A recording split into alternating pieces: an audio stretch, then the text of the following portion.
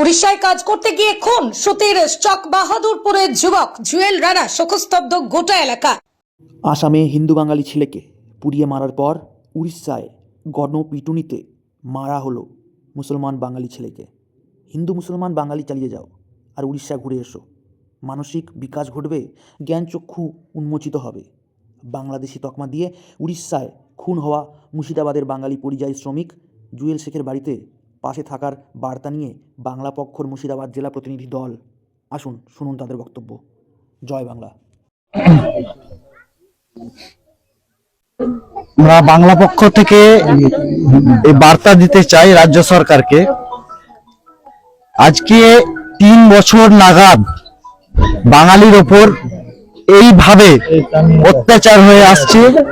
আপনি নীরব, মাননীয়, আপনি নীরব, আপনি চোখ খুলুন। আপনি শুধু মুখের ভাষায় বাঙালির পাশে আছি, বাংলার পাশে আছি বলছেন, সেটা কিন্তু বাঙালি আর শুনবে না। 26-এর নির্বাচনে আপনাকে দেখে নেবে বাঙালি। বাঙালি বাংলাদেশি বলেই দাগিয়ে দেবেন, এটা কিন্তু আর মেনে নেবে না। বাঙালি একজোট হচ্ছে, এই মায়ের কোল খালি আর বাঙালি দেখতে চায় না।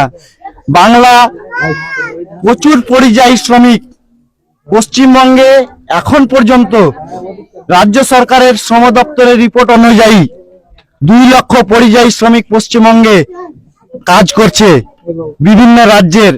আর পশ্চিমবঙ্গ থেকে 21 লাখ পরিযায়ী শ্রমিক ভারতবর্ষের বিভিন্ন রাজ্যে কাজে যায়। তফাৎটা কিন্তু 5 গুণ। বাঙালি এক শান্তিপ্রিয় জাতি, এখনো শান্তি বজায় রেখেছে। বাঙালি কিন্তু নেতাজিরও জাতি।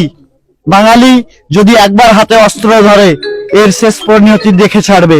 তাই আপনাদেরকে, রাজ্য সরকার এবং কেন্দ্র সরকারকে এটুকুই বার্তা দিতে চাই, এর বিহিতি করুন, না হলে এর পরিণাম কিন্তু ভয়ানক হবে। জয় বাংলা।